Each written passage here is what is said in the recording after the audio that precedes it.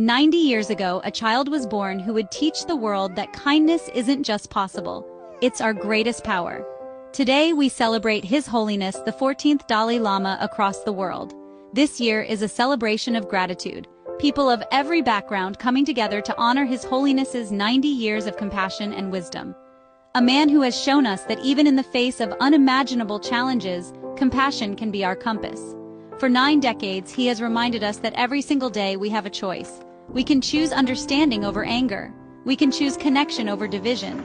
His life is living proof that one person's commitment to love can ripple across the entire world. Inspired by his teachings, acts of kindness bloom in every corner, small gestures, warm smiles, and helping hands lighting up our world. As he teaches us, and as I want to leave with you today, be kind whenever possible. It is always possible.